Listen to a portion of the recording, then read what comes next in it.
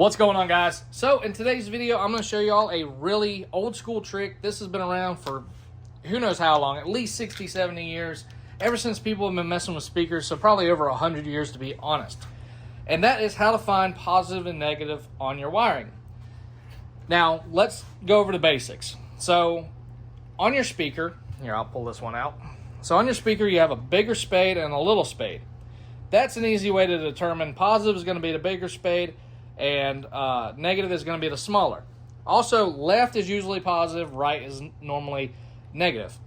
Now, some speakers come with push terminals, like this one right here, and sometimes they have stickers, sometimes they don't.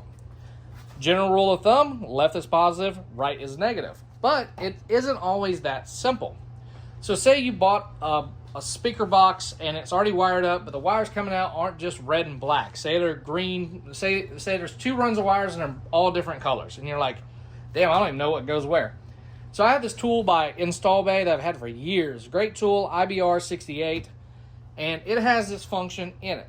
So I just connect the alligator clips to the speaker wires, hit the button, and I know now my polarity is reversed. And how do I know that? Speaker goes down, not up. If the speaker goes up, it is correct. Speaker goes up.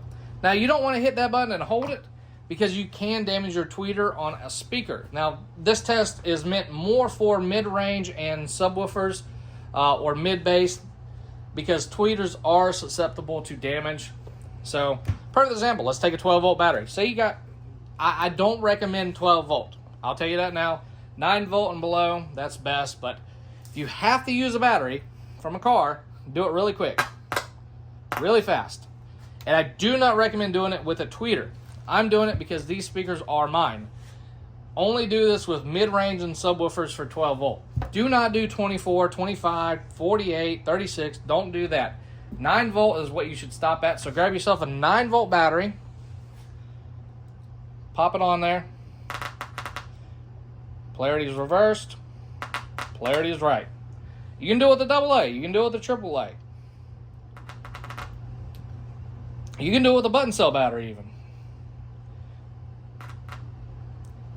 A little harder to do with smaller batteries, but hey.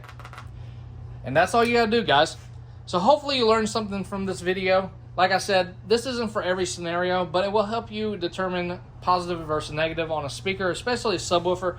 Now, a AAA and a AA aren't really going to move that subwoofer, and if it's a big subwoofer, a 12-volt battery might be what you need to actually get it to move enough to notice. So like a big 15 or 18-inch subwoofer that requires 4,000 watts of RMS, you might have to use a 12-volt battery to get it to move just enough to see.